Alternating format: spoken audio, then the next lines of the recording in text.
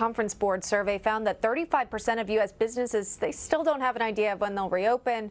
Only 13% of the businesses, they stayed open during the pandemic. So what does this mean for our economic road to recovery and also the future of American business as we know it? Joining us to discuss is Harley Lippman, the Genesis 10 founder and CEO. Also with us, the panel of the day, Allison Maloney and Jack Kingston. Okay, so a lot to talk to everyone about here because it is changing. We are in a different time because we are living through a coronavirus pandemic right now. And Harley, that's going to look different depending on where you work, too, what your workplace could look like. What do you see maybe a more traditional office space looking like as we, kind of deal with this, as more people come back to the office? Well, we're social animals, so people like to be with other people.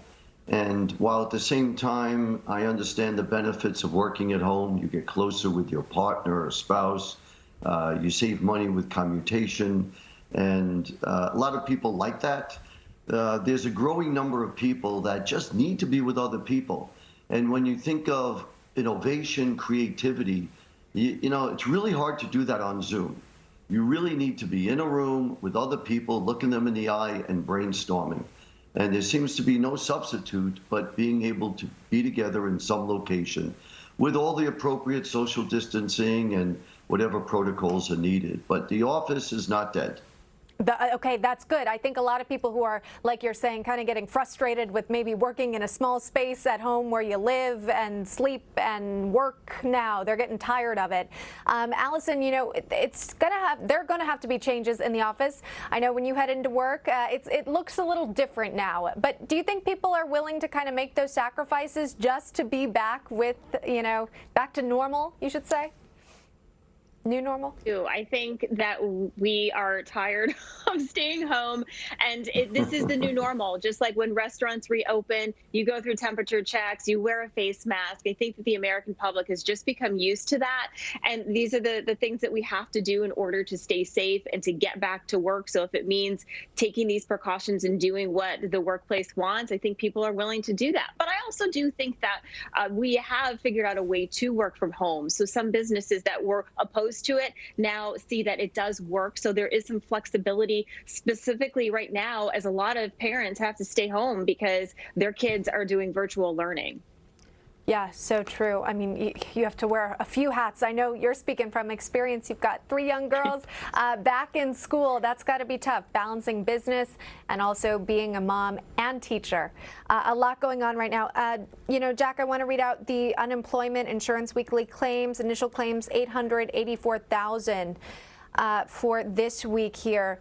Let's see, it looks like these might have been, are these this week? Might have been last week too, but there's still people who are dealing with unemployment right now. We're still trying to get these jobs back, but at least we can say that we had learned that unemployment rate fell to 8.4%. So it seems as though we're headed in the right direction. We are having, I'd say, a remarkable V-shaped recovery when you consider that the blue state governors have done everything that they can to undermine reopening. And I think in most cases they've done it politically. You can look at the governor of Michigan, California, and New York. I don't know what they're thinking. Young people, for example, need to go to work more than the older crowd because they are the ones who need to network. Those water cooler conversations where they have an opportunity to talk to somebody who's a little more experienced and pick their brain, those only happen when you're physically there in the lunchroom, in the hallway, on the elevator, when you get a chance to talk to people. So it really hurts their career development at a very critical time in their career. But the other thing is it makes me sick as a Georgian and somebody who goes to South Carolina a lot, to go down there and be able to go to restaurants inside or outside and not be held up by the nanny state. Then I talk to people in Pennsylvania or in New York, and they're saying, oh, well, we're going to reopen the restaurants, but only at 50% capacity because Lord knows we can't let the private sector practice social distancing and make their own judgment calls because they're too irresponsible. And as an American who likes capitalism, it makes me sick how the nanny state is undermining free enterprise and this recovery right now. Yeah, it's so frustrating. And as you point out, it's so different based on which state you're in as well. And Harley, this would be a challenge that CEOs are facing depending on which state they're in and what their governor is requiring for them to do. Certainly. And when it comes to working at home, while again, people tout all the benefits, and we just heard a moment ago, some people are sick about working at home. Even employers who say that their employees are working at home and it's working well, there is an increasing issue with productivity. How do you measure someone's productivity working at home? How do you measure how long it takes for them to do something? And when you're working at home, you have a lot of distractions. So, I question the notion that, oh, it's working, people are at home, they're happy.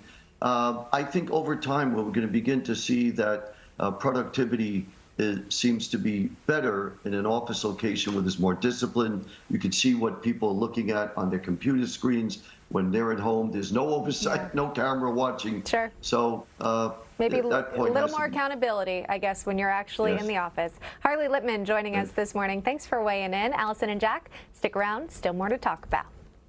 Still ahead, the media going wild over another book on the president by reporter Bob Woodward. But is it really the bombshell critics are making?